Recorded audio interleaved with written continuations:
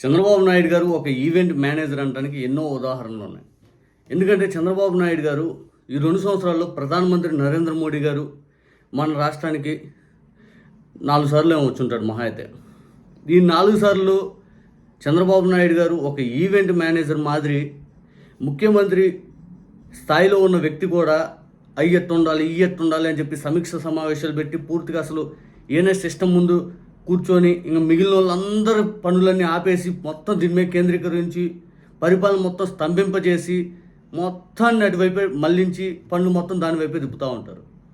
ఏం ప్రధానమంత్రి నరేంద్ర మోడీ గారో లేకపోతే ఏ ప్రధాని అయినా కానీ గతంలో మన రాష్ట్రానికి వచ్చిన పర్యటనకు వచ్చిన ప్రతిసారి ఇలాగే ఆ ముఖ్యమంత్రులు పనిచేశారా? వ్యవస్థలన్నీ స్తంభింపజేసి పూర్తిగా అలాగే తిప్పుతూ ఉన్నారా? ఎక్కడా లేదు. నాకు తెలిసి ఏ రాష్ట్రంలో కూడా ఇంత ఓవర్ యాక్షన్ అయితే ఎవరు చేసి ఉంటారు. ఇక చంద్రబాబు నాయుడు గారు బిల్ గేట్స్ వస్తున్నా కూడా ఇదే సమీక్షలు. ఆయనకి నిజంగా ఈవెంట్ మేనేజర్ అనే పేరు కరెక్ట్గా సరిపోయింది అన్నట్టుగా నిన్న నైట్ చంద్రబాబు నాయుడు గారికి గతంలో ఆయన ప్రతిపక్షంలో ఉన్నప్పుడు విపరీతంగా మద్దతు తెలిపినటువంటి ఎం నాగేశ్వరరావు గారు అని చెప్పి ఒక రిటైర్డ్ ఐపీఎస్ గారు ఆయన అయితే రాత్రి ఒక ట్వీట్ పెట్టాడు. ఎగ్జాక్ట్గా ఆయన పెట్టిన ట్వీట్ కూడా ఎంతటి పతనం చంద్రబాబు నాయుడు గారు ఇది అన్నట్టుగా పెట్టారు. ఇక చదువుదాం. ఒక రాష్ట్ర ముఖ్యమంత్రిగా ఉన్న వ్యక్తి ప్రధానమంత్రి పర్యటనకు ఈవెంట్ మేనేజర్గా మారి ముఖ్యమంత్రి పదవి యొక్క స్థాయిని దిగజార్చడం, పైగా దాన్ని గర్వంగా ప్రచారం చేసుకోవడం. ఇదేదో పెద్దగా అయిపోతుంది గర్వంగా ప్రచారం చేసుకోవడం. ప్రచారం అంటే చంద్రబాబు నాయుడు గారు అయ్యా పోయిన సంవత్సరం ఏదో అక్టోబర్ ఎండింగ్లో ఒక తుఫాన్ వస్తే ఈయన పెద్ద పెద్ద కంప్యూటర్లు వేసుకొని ఒక వార్ రూమ్ లాంటి కండక్ట్ చేసి అక్కడ ఏదో అయిపోతుందని ఇట్లా పెట్టుకొని ప్రతి ఒక్కరు ఇంకా అసలు డిజాస్టర్ మేనేజ్మెంట్లో అది ఇది అని పొడిసి లేపారు. అవతల చూస్తే పంట పొలాలన్నీ నాశనం అయిపోయింది. వీళ్ళ ద్వారా వచ్చిన ఉపయోగం ఏందో తెలియదు. వీళ్ళ గురించి చెప్పాలా?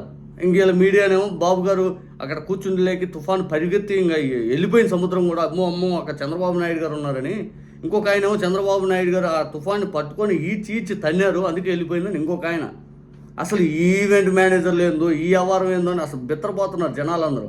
ఇక ఈయన చెప్తాడు ఎం నాగేశ్వరరావు గారు, నేను ఒడిశాలో జానకి పట్నాయక్, బీజు పట్నాయక్, హేమానంద బిస్వాల్, గిరిధర్ గమాంగో, నవీన్ పట్నాయక్ లాంటి 5 ముఖ్యమంత్రుల హయాంలో పనిచేశాను. వారెప్పుడు కూడా తమ హోదాని కాపాడుకుంటూ ప్రధానమంత్రిని ఒక సహచరుడుగానే గౌరవించారే తప్ప ముఖ్యమంత్రి హోదాలో ఉండి ప్రధానమంత్రి వస్తున్నాడంటే ఒక సహచరుడుగానే గౌరవించారే తప్పితే తమ పదవిని ఏనాడు పలచం చేయలేదు. ఎంతటి పతనం నారా చంద్రబాబు నాయుడు గారు రాష్ట్రంలో ఏదో అయిపోతుంది ఆ వ్యవస్థలన్నీ అటువైపు తిప్పితే ప్రజలందరూ ఇంకా అటే చూస్తారు. ఈయన ఆలోచనలు ఎవరికి తెలియదు. ఈయన మోసాలు ఎవరికి తెలియదు. ఈయన చేసే విధానాలు ఎవరికి తెలియదు. నిజంగా చంద్రబాబు నాయుడు గారు ఎన్నో సందర్భాల్లో నరేంద్ర మోడీ గారిని అన్ని తిట్లు తిట్టి చివరాఖరికి ఇదే నరేంద్ర మోడీ గారితో పొత్తు పెట్టుకుంటే గెలుస్తామనే ఆలోచనతోటి రాజకీయం కోసం దిగజారాడు. ఆ తర్వాత అధికారంలోకి వచ్చాక నరేంద్ర మోడీ గారి కోసం స్పెషల్గా యోగా డే అని చెప్పి అన్ని కోట్ల రూపాయలు కాజేశారు, వేస్ట్ చేసేసారు. ఆ యోగా డే తర్వాత ఆ ఒక్కరోజు తప్పితే మిగిలిన ఎవరు పాటిస్తున్నారా? ఎవరు పార్టీలే మ్యాట్లు తీసిపోయిన విధాంతం చూసాం. నిజంగా చంద్రబాబు నాయుడు గారి రాజకీయాల్లో ఇటువంటి వ్యక్తిని నిజంగా చూస్తామని చెప్పి ఏ ఒక్కరు కూడా ఈ 50 సంవత్సరాలు ఎవరు ఆలోచించరు.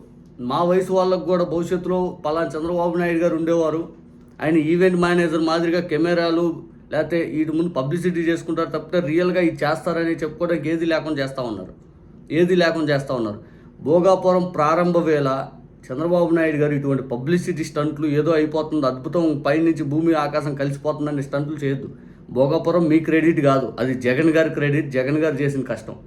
ఆయనే ల్యాండ్ అక్విజిషన్ చేశారు, కోర్టు కేసులన్నీ ఆయనే క్లియర్ చేశారు, పర్మిషన్లు ఆయనే తీసుకొచ్చారు, 55 కిలోమీటర్ల 6 పలకల లైన్ ఆయనే తీసుకొచ్చారు.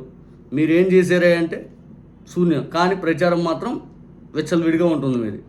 ఒకసారి చంద్రబాబు నాయుడు గారు మీకు బిల్ గేట్స్ లేదా ఫారిన్ టూర్లు వీటన్ని ప్రచారం చేసుకుని అలవాటు పడిపోయి ఇంక అదే ఆవలో వెళ్ళిపోతా ఉన్నారు. ఒక ప్రచార కాంక్ష మీది చూస్తుంటే.